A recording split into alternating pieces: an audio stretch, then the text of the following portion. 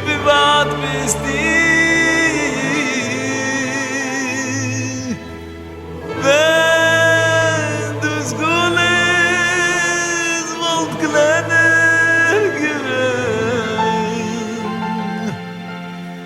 voll die Schchina Akdoische,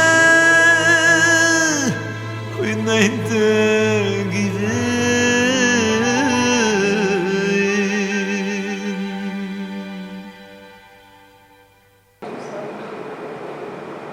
Bon, alors on va un petit peu parler des 3 semaines, parce qu'on est dedans.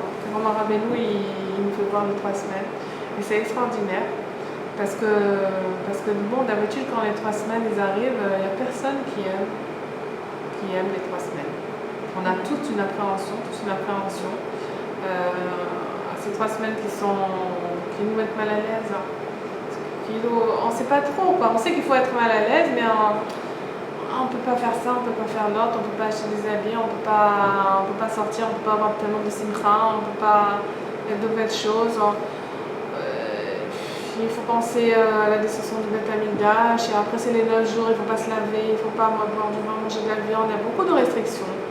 Et tu arrives au jour de Tisha B'Av, que tu n'en peux plus, dès que c'est fini Tisha B'Av, allez, on part en vacances, la douche, le linge, tout, ça y est, c'est terminé, ouf. Ça y est, à Hanouk, tu n'en peux plus. C'est parce qu'on ne sait pas comment prendre ces 3 semaines. On ne sait pas qu'est-ce qu'il faut faire avec. On est mal à l'aise, parce que c'est un genre de Torah. Personne n'aime entendre de Torah. Hein? Personne n'aime qu'on nous dise Atlo Beseder, ça rien en de Tchouva. Pendant les 3 semaines, ça veut dire quoi? De quoi on doit être conscient? On doit être conscient de la destruction du Beth Amikdash. Et qu'il que dort chez l'Onivna Beth Amikdash Beyamav, qu'il necherav. Une génération où le Beth Amikdash n'a pas été construit de son temps, il aurait été détruit de son temps dans ce dor. Alors, on te montre, tu te dis que tu n'es pas Besséder, tu n'es pas bien. Parce que tu sais, si le Beth Amikdash n'était pas construit encore, ça veut dire qu'il aurait été détruit. Donc ton comportement, il n'est pas comme il faut. C'est une Torah. Tout ça, c'est une de Torah. Et la Torah, elle est là pour qu'on devienne mieux, en vérité. Et Rabbi nous parle de Torah, qu'il faut être très bizarre comment on fait les Torahot, parce que quelqu'un qui n'est pas heureux de faire des Torahot, alors il risque d'être mavish ruach chez la Zulat. C'est-à-dire, il risque de sécher, d'assécher, d'être marnik, d'étouffer la personne à qui il fait des Torahot. C'est-à-dire, c'est vrai que quand on fait des Torahot, des fois on se dit ah bah mince, alors déjà c'est difficile. En plus on fait des Torahot, j'ai plus envie de rien le faire. Si la personne qui nous a fait la Torah, elle ne fait pas le Torah Ava, et avec le col qu'il faut, le col de col Meuchad de Torah, de Yirat Shamayim, sa kavana n'est pas un rose de Tovatenu, alors on se dit, ben mince alors, puisque de toute façon je fais des choses, je suis tordue, et ben j'ai qu'à être encore plus tordue, j'ai pas besoin de continuer à faire des efforts. Alors ça c'est pour nous, et des fois que nous aussi on se sent l'obligation de faire des Torahot à notre entourage. Je pense que ça serait bien si tu ferais des efforts dans ce sens ou dans ce sens, tu vois, ça emmènerait la bracha, ça. Et bon, des fois on a l'impression qu'on comprend des choses et on se sent l'obligation de le dire à l'autre. Et là, on commence à s'énerver, à dire laisse-moi avec tes Torahot. Oui. Pourquoi tu te prends? Pourquoi tu me prends? Et qu'est-ce qui se passe, c'est que la Neshama, elle c'est Shabbat, on fait la bracha, Boré Mine Bessamim. Même quand on sort des Bessamim, on fait Boré Mine Bessamim. Mais qu'est-ce qui est né de la bonne odeur? Qu'est-ce qui est en nous? Quelle est la chose physique qui est née de l'odeur? C'est la Neshama. On fait Bessamim à Motzei Shabbat pour être marié à la Neshama, pour renforcer la Neshama. Et on la renforce avec une bonne odeur. Alors, la bonne odeur, avec quoi elle se renforce la Neshama? C'est la bonne odeur de notre filote, de nos misvot. C'est ça qui la renforce. C'est ça qui lui donne envie de faire encore. Maintenant, quand quelqu'un, il vient, il fait une Torah qui n'est pas bien, qui n'est pas Aguna, alors qu'est-ce qu'il fait? C'est comme s'il y avait de l'eau stagnante, qu'elle est là, ça fait des mois, bon, ça a l'air, elle a l'air de céder cette eau. Mais si tu commences à remuer, ça commence à puer. Alors quand on fait des torachot, qu'on n'est pas à la madriga de faire des torachot, c'est-à-dire qu'on n'a pas suffisamment d'Irat Shamayim ou suffisamment de Ahava pour l'autre, c'est comme si on remuait cette odeur nauséabonde. Cette eau-là qui va asphyxier carrément la personne et qui va même l'empêcher de faire ce qu'elle avait l'habitude de faire. C'est-à-dire que toutes les choses qui dépendent d'elle, tous les olamot qui dépendent de cette personne, parce que chacun, il y a des olamot, des mondes entiers qui dépendent de chacun, c'est comme si on coupait la source de nutrition de tous ces olamot à cause du fait qu'on fait la Torah.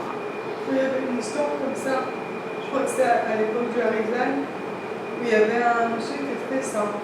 Et une fois, il a été au cours du Rav Shabbat, et le Rav il disait oui, à l'époque, on emmenait les sacrifices, et ça faisait un très grand affaire de voir Hachem, c'était la chose la plus merveilleuse et tout. Et lui, il réfléchit, il se dit, mais comment on peut faire la même chose de nos jours? Alors il dit, je sais ce que je vais faire, je vais dire à ma femme qu'elle prépare des chalotes merveilleuses qui sentent bon, les meilleures chalotes qu'elle puisse faire, et je vais le mettre dans l'Aaron à Kodesh, je fais une petite fila, et ça fera comme un sacrifice à Hachem. Alors il a fait ça, sa femme elle a préparé des chalotes, et elle a mis tout son cœur, et elle a fait des filotes, et sorti des chalotes magnifiques. Et il a été un peu avant Shabbat, il les a emmenés à la choule. Les a mis dans la vanne, il a dit voilà Hachem c'est pour toi en tant que sacrifice. Et quand il arrive le vendredi soir à la tefila, il jette un coup d'œil, il jette un coup d'œil quand il va au la vanne, et il trouve plus ses chalotes. Il dit voilà mon sacrifice il a été accepté, c'est merveilleux. Alors du coup tous les Shabbat qui faisaient ça. Et en fait ce qu'ils ne savaient pas c'est que c'était le chômage de la synagogue. Trouver les chalotes merveilleuses, ils disaient tiens, je vais les faire pour moi. Et une fois, je crois, le Rav, il a pris pas en flagrant délit, mais il a vu qu'il mettait les chalotes là-bas. Et il est parti lui dire, et il a fait une toracha, il lui a dit mais qu'est-ce que tu fais? Alors il dit mais oui, je vais emmener un sacrifice, vous avez parlé du coup, il dit mais t'as rien compris, tu sais pas ce que c'est, la madriga des corbanotes, qu'est-ce que tu fais avec tes chalotes, ne ramène plus rien là-bas, c'est une catastrophe ton truc, je veux plus voir de tes chalotes ici et tout. Et c'était à l'époque où il y avait le Harizal, je crois. Et dans la journée, le Harizal il a envoyé son chamash pour un Rav et il l'a convoqué chez lui. Et le Harizal lui a dit ce monsieur-là avec ses chalotes, il faisait depuis la destruction du Beth Amikdash, c'était le plus grand droit que Hachem il ait eu avec ces chalotes-là, parce que c'était fait vraiment avec amour et avec une émouna tellement simple. Et il a dit maintenant tu as arrêté ça, et ça, il n'y aura plus ça. Alors, et tu as tout perdu quoi. Et je crois dans la semaine ou dans l'année, il est venu faire le Rav. Parce qu'il a empêché ça. À te rendre compte un petit peu. Ouais. Avec une torah, il a fait une torah, il a tout cassé son... Dans sa génération, Rabbi Akiva il a dit je me demande c'est qui est raoul de faire de torachot. La génération de Rabbi Akiva. Quand Bachomer de Kal Bachomer, à notre génération, alors, qu'est-ce qu'on fait? Tu es beau, tu es belle, tu es gentille. Oui, très exactement. Ou alors tu exactement. Non, exactement. Ouais, tu veux les découvrir. C'est comme ça. Moi aussi, je supporte pas être coiffée et tout ça. Mais des fois, c'est. On se sent obligé, ouais. C'est plutôt suivi. Non, mais on est suivi parce que aussi on les attire. Pourquoi? On se croit pas assez bien, vous m'avez dit, c'est ça? Parce que. Oui, quand on se désapprécie, alors on attire que l'autre aussi va nous désapprécier. Pour refuter les torachot, il faut se renforcer et se dire je suis quelqu'un de bien, Baruch Hashem. Il faut mettre en pratique la Torah de Rabbeinu si tu veux. Tous les jours. Ouais, il a dit Rabbi Nathan, il a dit Rak Azamra. Avant de partir, c'était ça son testament. Il a dit Rak Azamra, il faut voir que les Nekudot Tovot. Azamra, c'est la Torah de Rabbeinu qui parle du bien qu'on doit trouver, que chacun il doit trouver en soi et en les autres. Et c'est comme ça qu'on va faire tchouva. Il a dit Il n'y a pas. Aujourd'hui, on ne peut pas faire tchouva avec des torahot. On ne peut faire tchouva qu'avec les nekudot tovot, les bons points. C'est en les cherchant, mais il faut les chercher, il faut les chapes, les vakesh, les limso. Il emploie plusieurs verbes pour dire que c'est pas facile, elles sont pas là. Nous sautent pas aux yeux nos bonnes actions et nos nekudot tovot. Parce qu'en plus, en tant que Français, nous, on a été surtout élevés dans l'esprit critique. Et... Oui, tu fais bien, c'est normal. Hein. Voilà, tu fais bien, c'est normal. Donc c'est normal, il n'y a même rien besoin de dire, puis c'est normal. Alors que non, c'est le contraire qui est... C'est extraordinaire de faire des choses bien dans notre génération, avec tout ce qui se passe. Au Rachel, quelqu'un qui garde Shabbat, qui fait de la cache-route, qui tarata mishpacha, qui fait des efforts pour... qui va dans des cours de Torah, qui va avancer, qui fait de beaux des doutes, qui recherche les nekudot tovot. On croit que les nekudot tovot, de les chercher, c'est c'est sympathique, quoi. C'est un plus. Alors que c'est une obligation. On ne peut pas respirer sans ça. On ne peut pas vivre sans nekudot tovot. On est obligé de les chercher, de ne regarder que ça. Rabbeinu, il a dit que ça. Bekitsour, b'chol ofen, on est obligé de passer par une période de tochacha, comme on la passe maintenant, qui est représentée par les 3 semaines. Et c'est une tochacha qui nous vient mina shamayim. Donc c'est sûr qu'elle est dans les kelim, c'est-à-dire elle ne va pas nous casser. Elle est là pour nous remonter. Ces 3 semaines-là, c'est pas de la tzvout, c'est pas de la tristesse, pas du tout, ça n'a aucun rapport. C'est une période qui doit nous donner du chizouk.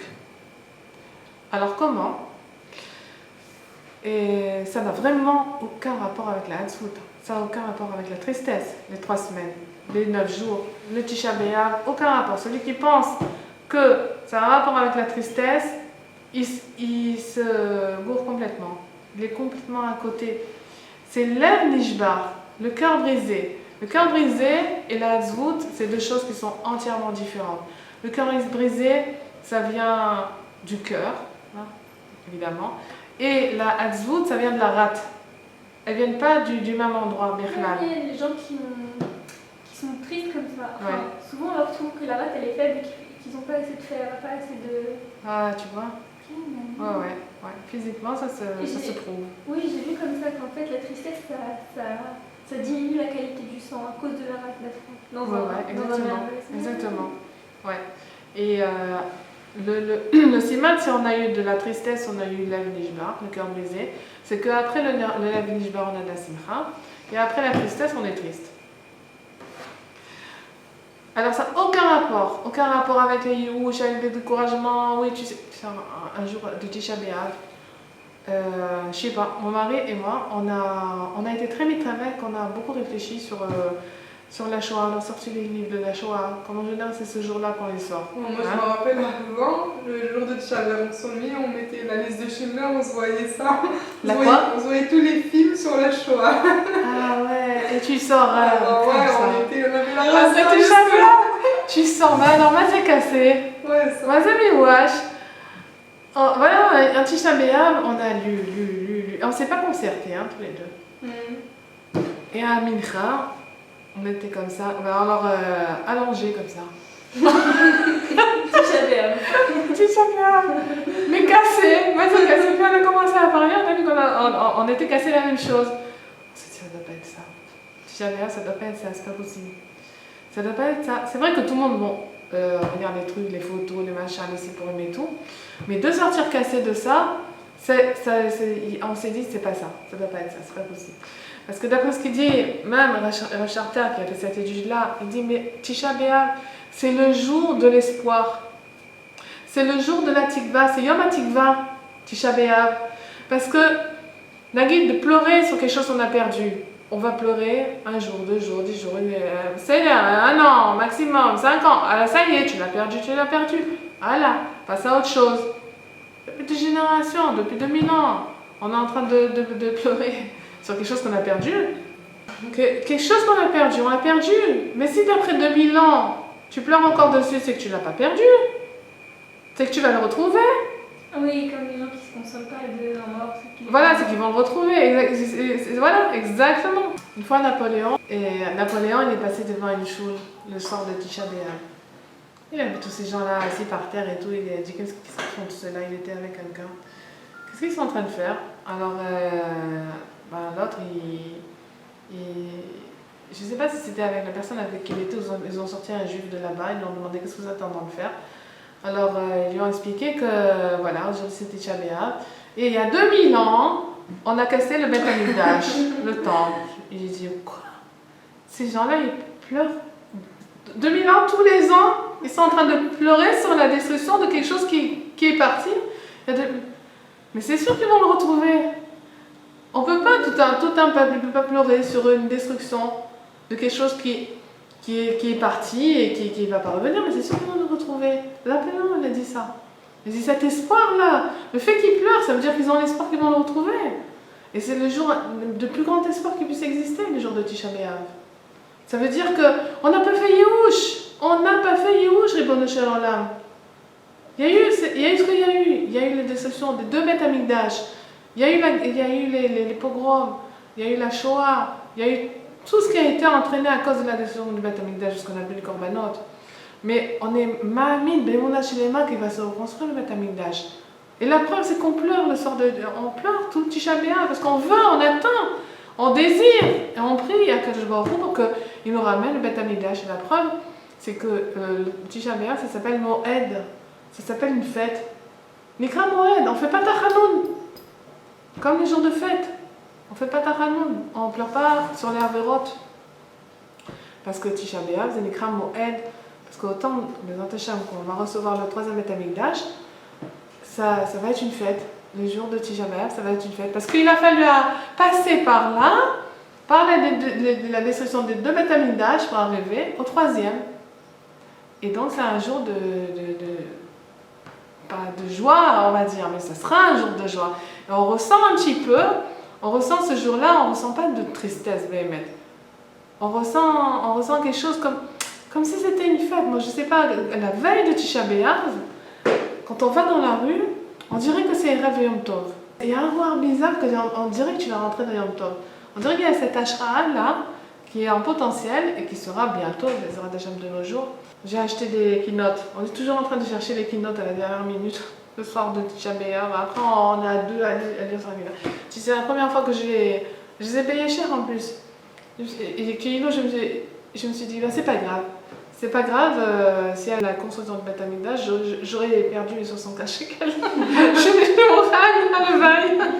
Ça fait des années qu'on a vu des vieux, tu sais, des vieux keynotes. Il y en a qui les enterrent après chaque Tisha B'Av. Ah Se ouais. dit, non, la prochaine fois, il va construire le Beth Amikdash. Ouais.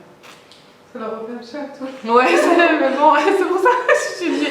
Bon, je les ai achetés, peut-être que c'est pour rien. Allez, c'est pas grave. Il vaut mieux que je les ai achetés pour rien. Alors, qu'est-ce qui s'est passé et qu'est-ce qu'on doit retirer de ces 3 semaines? Pourquoi le Beth Amikdash a été détruit? Comment il a été détruit? C'est qu'il a écrit, d'après le Baal Shem Tov, écrit dans le Zohar, que Lo galo Yitzrael ma'artzam ad shekafru b'akadosh baruch hu u'b'malchuta de Ben David. Les Béné Israël, ils n'ont pas été exilés de leur pays jusqu'à ce qu'ils ont été kofers. Ils se sont révoltés contre Akadosh Baruch Hu et la Malchut Ben David. Qu'est-ce que ça veut dire, se révolter contre Akadosh Baruch Hu et la Malchut Ben David? Malchut Ben David, ça représente quoi dans le Zohar? Ça représente que la Hashgacha pratique. La Hashgacha pratique, que la Ben Adam, il est ma'amin, que tout ce qui se passe avec lui, ça vient, c'est sous surveillance divine. Ça vient, c'est la Hashgacha pratique. Que quand une personne elle a qu'elle a un peu de serre, elle lui arrive quelque chose, il lui arrive un problème, alors il pêche la personne a réfléchi. Pourquoi il m'arrive ce problème? Pourquoi j'ai tel problème? Pourquoi j'ai un problème par ça? Pourquoi j'ai un problème chez le bail? Pourquoi j'ai un problème ici? Pourquoi j'ai un problème comme ça? Pourquoi j'ai perdu de l'argent? Pourquoi j'ai mal au foie et je dois faire des tipoulis? Pourquoi alors la personne, elle doit se réfléchir. Qu'est-ce que j'ai fait qui a entraîné cette chose-là, qui a entraîné ce problème? Elle doit réfléchir, c'est vrai. On dit les sourim comme personne qui a des sourim. Elle doit faire Cheshbon HaNefesh, se demander mais pourquoi ça m'arrive à moi? Alors au temps de Beth Amikdash, à l'époque, ils étaient tous dans Madriga Kazot. Et c'était tous, ils avaient presque la névoie. C'était des gens qu'aujourd'hui, il n'y a pas des gens qui ressemblent à On ça. dit qu'au deuxième Beth Amikdash, c'était pas comme ça. Si. Au deuxième Beth Amikdash, oui. C'était avant qu'il y ait les problèmes de Sinatrina, de Cholé, et avant qu'ils soient couverts dans Malchut David, c'était des gens qui étaient capables de savoir la raison pour laquelle ils avaient des souris. Tout le temps qu'il y avait le Beth Amikdash, c'était des gens méoulim, c'était des... Tu sais, le dernier du Beth Amikdash, c'était Rabbi Yochanan ben Zakkai. Il était très beau.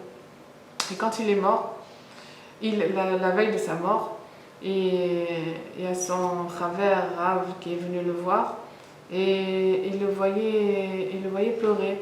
Alors il lui dit, pourquoi Rabbi Yochanan, pourquoi tu pleures?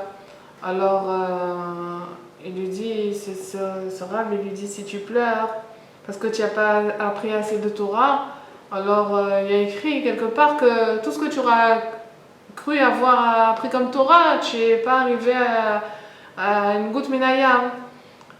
Si tu pleures parce que tu n'as pas eu assez d'enfants, regarde, lui il avait eu 10 enfants et ces 10 enfants ils étaient morts, il portait un petit os sur lui pour se rappeler ses enfants. Et il lui dit non, c'est pas pour ça, non, c'est pas pour ça, non, c'est pas pour ça. Toutes les raisons pour lesquelles il lui disait pourquoi tu pleures, il disait non, c'est pas pour ça. Alors pourquoi tu pleures? Alors Rabbi Yochanan ben Zakkai a dit, je pleure parce qu'une beauté comme moi va partir du monde. Alors il a dit, alors si tu pleures pour ça, je suis d'accord avec toi. Parce que Rabbi Yochanan ben Zakkai, c'était le dernier des tzadikim qui étaient du temps de Beth Amikdash. Et quand on le voyait, alors on voyait la Shrina, on voyait à quoi on peut arriver dans ce monde. Ça donnait de l'espoir, c'était un dougma. C'était une dougma, c'était la beauté de la Shrina qu'on voyait, tu comprends? Et lui-même, il était conscient de ça. Et quand il allait mourir, il a dit, je pleure parce que après moi, on va plus voir à quoi un juif il va ressembler. Il n'avait aucune gava de ça, mais il était conscient. Et le Rabbi a été d'accord avec lui, parce que après lui, c'est vrai qu'on ne sait plus à quoi ça ressemble un juif. Donc du temps de Beth Amikdash, il y avait des tzadikim, il y avait des dougmarot, et tout le monde était au niveau de reconnaître la raison des sourim, et ils étaient mepashpesh b'ma'asav, ils regardaient, ils faisaient tchouva, et le problème il se résolvait. Maintenant, pourquoi le Beth Amikdash a été détruit? Parce qu'ils ont été couverts dans ça. C'est-à-dire qu'Akadosh Baruch Hu, il a emmené des remazim, des tchouva, il a emmené des sourim, par-ci, par-là. Il faisait comme si de rien n'était. C'est correct, c'est des choses qui arrivent. Ils expliquaient par A plus B. S'il y avait un problème, quelqu'un qui était mort, ils disaient oui, non, parce qu'il a été malade comme ça et comme ça. Alors les docteurs, ils n'ont pas pu le guérir. Voilà, ils mettaient les causes, ils remettaient les explications à cause à effet. Et ils ne se posaient plus des questions, ça leur disait plus rien de se poser des questions, pourquoi il y a des sourim, jusqu'à ce qu'Akadosh Baruch Hu, il a envoyé des sourim qui étaient plus grands, et plus grands, et plus grands, pour qu'ils fassent chouva, pour qu'ils se posent des questions, pour qu'ils reviennent sur leur Maasim Raïm, parce qu'on dit que le maître, il y avait, à cause des 3 vérotes principales, le Beth Amikdash a été détruit. Gilui Arayot, Avod Hazara, et Shirut Damim. Donc, Akadosh Baruch Hu, il voulait qu'il fasse chouva, il ne faisait pas de chouva. Et donc, il leur a envoyé des souris de plus en plus grands, de plus en plus grands, jusqu'à ce qu'ils ne pouvaient pas faire autrement que de détruire le Beth Amikdash et de les exiler pour que dans l'exil, ils vont être mechaper à leur avonot. Alors, évidemment, nous, dans notre génération, dans notre zman, on ne sait pas. C'est-à-dire que on ne sait pas, Beberour, qu'est-ce qu'il faut être metakan. Quand on a des problèmes, ou quand on sent, c'est pas obligatoirement qu'on a des problèmes, il ne faut pas les chercher, et puis c'est pas toujours qu'on a des problèmes, mais on ne sait pas comment avancer, on ne sait pas sur quoi faire tchouva. Il y a tellement de choses sur lesquelles on doit faire tchouva, on ne sait pas, on n'a pas de Ruach HaKodesh, on n'est pas inspiré, comme à l'époque ils étaient inspirés du temps de Beth Amikdash. En tant que balai tchouva, il y a tellement de choses à arranger que... Alors voilà, qu'est-ce qu'il faut faire? C'est que, on dirait, j'ai compris, j'ai entendu une remède. Je sais qu'il y a des choses à arranger, mais je ne sais pas quoi exactement, s'il faut arranger. Mais regarde, je vais faire des efforts. Je vais faire mieux Netilat Yadayim. Je vais faire ma tefila avec plus de kavana. Je vais prendre sur moi un peu plus de teilim. Je vais prendre un chesed en plus. Parce que j'ai compris ton remède, Ribono Shel Olam. Je sais que tu m'envoies des remazim que je ne suis pas besséder. Et je vais faire des actes qui vont faire que au moins, c'est comme si j'avais fait tchouva sur ce que tu me demandes de faire tchouva, mais je ne sais pas. Mais je vais te montrer que moi, je fais un pas en plus et que tu vas prendre cette offrande-là, cette tefila, plus de kavana, ce massé, plus akada sur la halacha, ces télim que je prends en plus, tu les prends comme si j'avais compris où il était le problème. Et je t'en prie, résous le problème. Voilà, alors dis, ça s'appelle comme si on était dans le Kabel, Mahfouz Ben David. On ne le dit pas. Ah ben c'est bien de le dire, c'est bien de le dire, c'est une force. C'est-à-dire que tu es qui soufim, voilà, tout ce que tu as tchouva, tu vas la dire, il faut apprendre à parler. On a perdu l'habitude de parler. On croit que, bon, on se dit, Kadosh Baruch Hu, c'est tout, de toute façon. Mais on a besoin de parler, on a besoin d'exprimer, on a besoin de... Les marcheurs, j'ai entendu aujourd'hui une parole de Mekoubal. Il a dit, il expliquait qu'est-ce que... Dans le côté Maoran a écrit, il écrit que la marchava, elle a un grand couloir. Elle a un grand couloir, c'est-à-dire que tellement la personne, elle pense fort à ce qu'elle a envie, qu'elle peut créer les choses qu'elle a envie.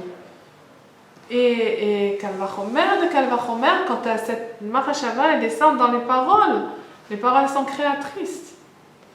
Donc c'est très très important de le dire avec les paroles. Alors du fait qu'on montre à Kadosh Baruch Hu qu'on a compris le remède, c'est Mamtik et Tadinim. Maintenant, c'est très important de ne pas perdre la simcha dans ces 3 semaines. Parce que si Shalom, c'est vrai que quand la personne elle commence à faire tchouva, elle commence à regarder ses actions, alors elle commence à pleurer vers Akadosh Baruch Hu, Slicha j'ai fait ça, Slicha j'ai fait ça, Slicha j'ai fait ça, elle risque de tomber dans la tzvout. C'est-à-dire elle va se considérer vraiment garoua, elle va se considérer vraiment très très loin du but. Tellement qu'elle va regarder les mauvaises actions. Et si elle tombe dans la tzvout, au lieu d'entraîner une amtakatadinim, un adoucissement des décrets, elle risque de provoquer plus encore. Donc il faut faire il faut être très bizarre quand on fait tchouva, de s'arrêter à un moment où on sent qu'on risque de glisser dans la zout et tourner la page, de dire bon maintenant, dans le régime je fais vidou, j'ai dit tout ce qui n'est pas bien, j'ai demandé à Kadosh Baruch Hu Kimel et être besimcha. Et les 3 semaines, il faut faire très très attention parce que ce lem nishbar là, ces soupirs qu'on pousse vers Kadosh Baruch Hu, les soupirs en eux-mêmes, qu'est-ce que ça fait? Ça fait de la vapeur. On ne se rend pas compte, mais il y a de la vapeur qui sort de notre bouche. Et cette vapeur, elle va chez Hachem. Et Rabbeinu nous dit que cette vapeur, c'est Ed. On parle dans la traduction de vapeur, c'est Ed, des dîmes, des vapeurs.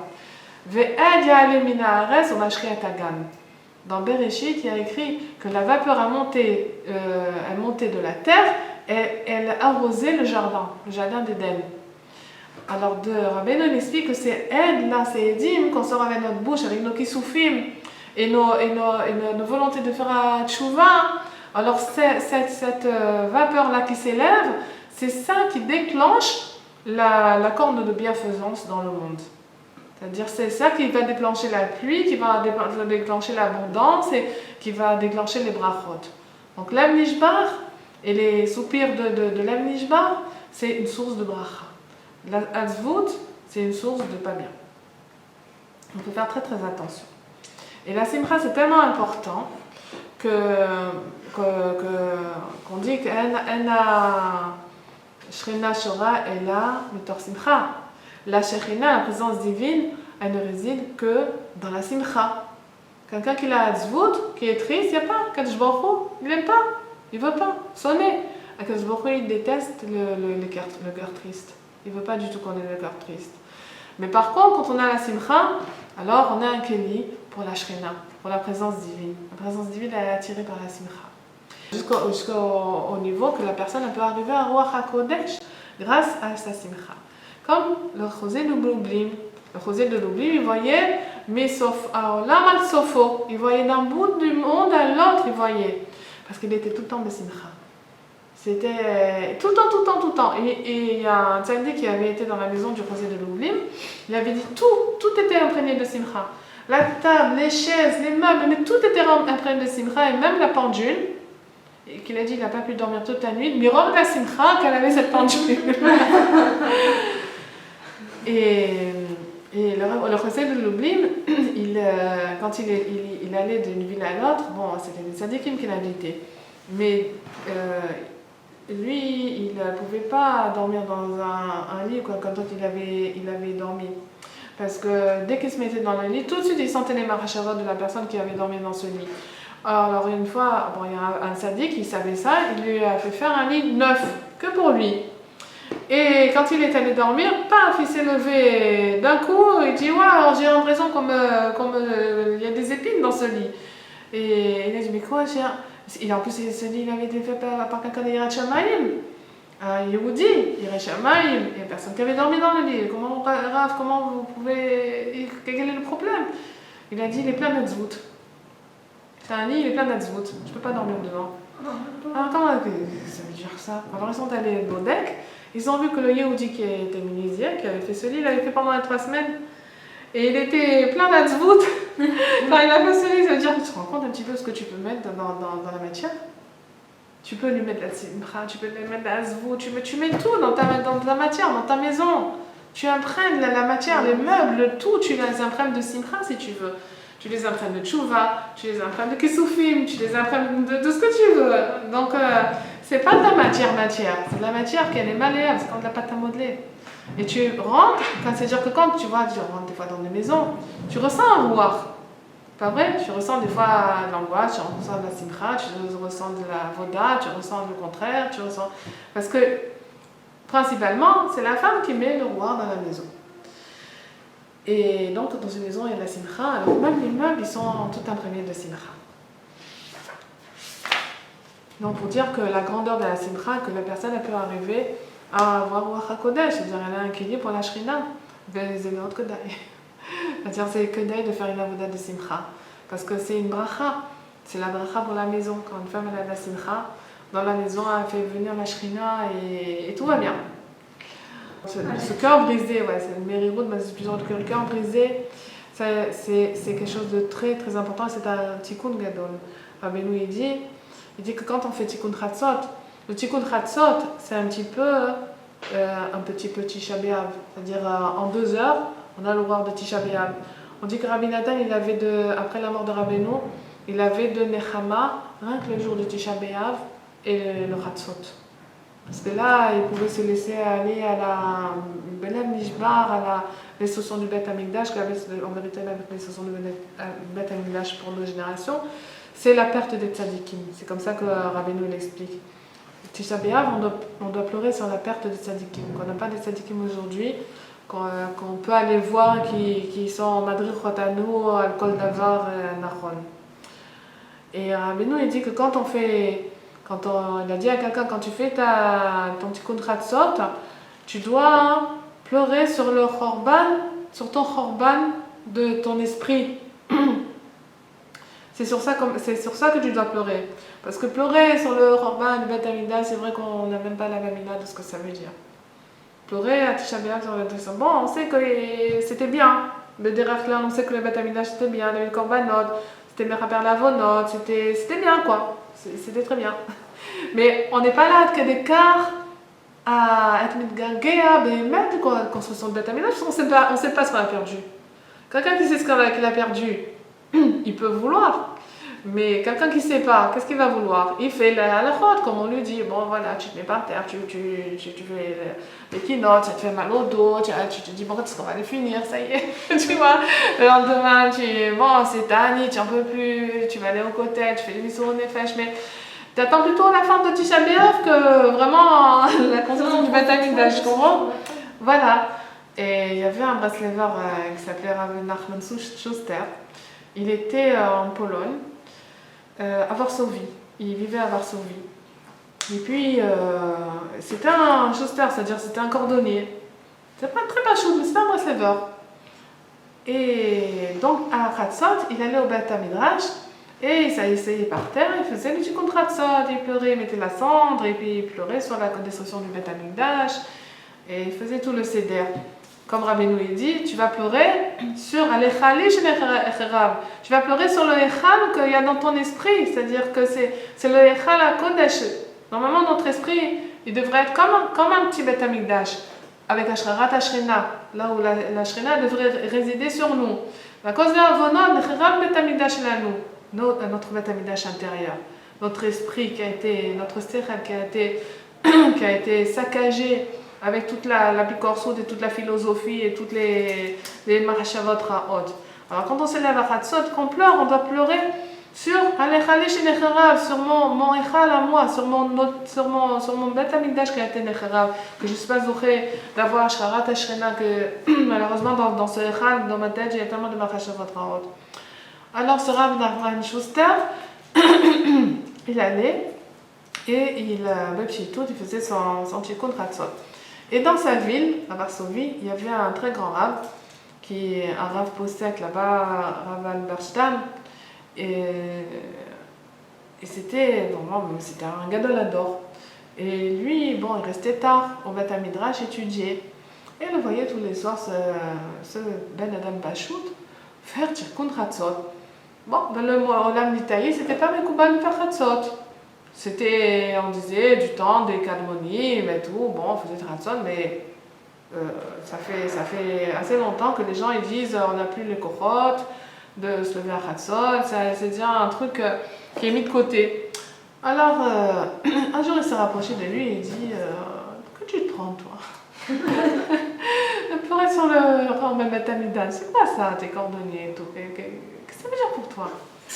Et j'ai dit, écoutez, vous, mon maître, Kvodo Arav, vous êtes grand en Torah, vous êtes arabe, vous avez étudié beaucoup de Torah, vous faites des Maasim Tovim, vous avez du Yechus, vous donnez des Shiurim, vous êtes un posek. Le Beth Amikdash, il vous manque pas. Il vous manque pas, vous, parce que vous êtes plein de Torah. Mais moi qui suis un simple cordonnier, et j'ai pas le temps d'étudier, je suis avec mes chaussures toute la journée, je peux pas penser à des choses de doucha. À moi, il me manque le Beth Amikdash. Parce que j'aimerais bien d'Avouk Torah. J'aimerais bien être d'Avouk Kadosh Baruch Hu toute la journée. Donc je pleure parce que moi j'en ai besoin. Alors le Rav Alberstam, il a entendu ça, il s'est dit quoi? Lui, il a besoin du Beth Amikdash et moi, j'ai pas besoin du Beth Amikdash. Du coup, il est devenu un Breslaver. Il est devenu un Breslaver. C'était un grand Breslaver. Avec sa petite toute. Et voilà quoi. Si on veut que le maître soit abonné au Tanou, ce Inyan là des 3 semaines qui représente aussi la Hitrota d'Iltata. L'éveil d'en bas. On dit que la personne elle doit se réveiller d'en bas pour pas qu'il y ait Hitrota, il y a 2 choses, Hitrota d'Iltata et Hitrota d'Ilaila. L'éveil d'en bas, l'éveil d'en haut. Quand la personne elle se comporte pas bien, alors Akadosh Baruch Hu, des fois il lui envoie des problèmes pour qu'elle se secoue. Parce que si tout va bien tout le temps, la personne elle continue dans son erreur et elle peut s'endormir et le temps il passe et voilà et elle continue après Chazé Shalom quand elle a 120 ans elle se retrouve dans le Guéhinom et tous les Tovato Akadosh Baruch Hu lui envoie des problèmes pour que la personne elle se réveille. Alors ça s'appelle Hitrota d'Ilaila. C'est-à-dire quand Akadosh Baruch Hu il veut réveiller la personne, ça vient Prinat Din. C'est-à-dire ou elle perd de l'argent, ou elle n'a pas de parnassa, ou elle est malade, ou elle a les problèmes tels qu'on les connaît. Pour éviter ça, il y a Hitrota d'Iltata. C'est-à-dire que la personne, avant qu'on la réveille, qu'elle se réveille elle-même. Qu'elle se force à faire tchouva, qu'elle se force, qu'elle se fasse des doutes, qu'est-ce que je dois arranger, qu'elle fasse, tu vois, un éveil du bas. Et ces 3 semaines-là, elles sont considérées comme l'éveil du bas. Parce qu'il y a beaucoup de timsoumim. Il y a plein de halachot qui nous ben ametzarim, c'est-à-dire c'est matzar otanu, ça nous fait du tsar. C'est serré, tout est comme ça. On peut rien faire. C'est ben ametzarim, on est dans le creux du rocher, on est coincé. Et donc, toutes ces halachot qu'on prend sur nous, tous ces timsoumim, toutes ces restrictions, exactement, toutes ces restrictions qu'on prend sur nous, eh ben, ça s'appelle Itureuta Diltata. On montre à Kadosh Baruch Hu, on dit voilà, je prends sur moi ça. Je prends sur moi de ne pas acheter des habits qui vont me faire plaisir. Je prends sur moi de ne pas aller me promener dans un hôtel, ou quoi, de profiter.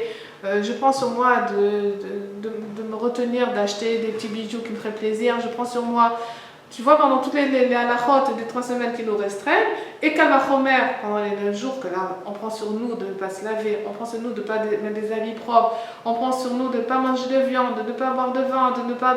Toutes les restrictions de 9 jours, ça s'appelle Itureuta Diltata. Et quand on est zoré d'avoir cette Itureuta du bas, alors ça déclenche un shefa de Rachamim dans le ciel. C'est le contraire de Itureuta Dileila.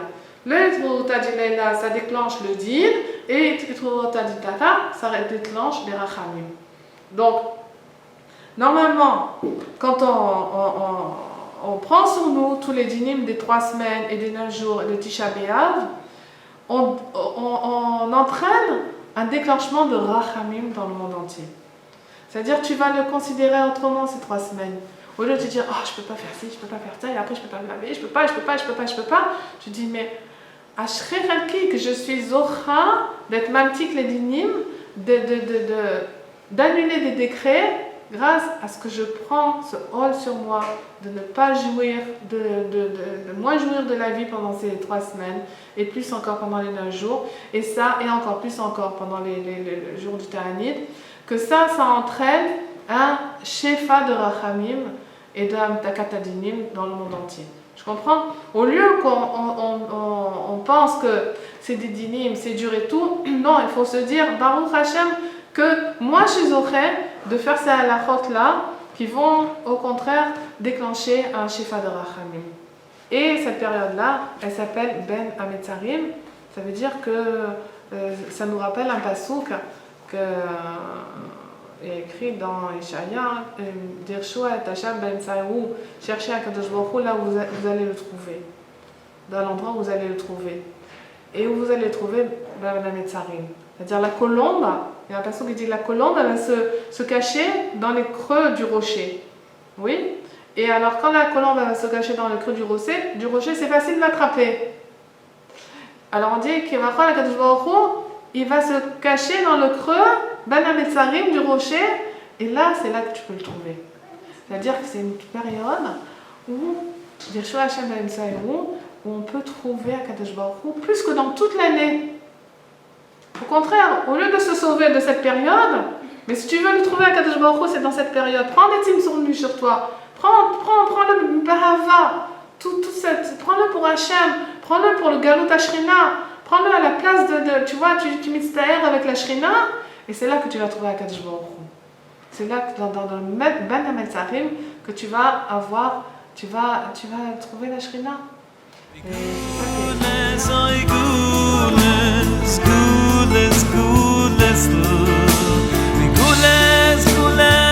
du seid Mensch in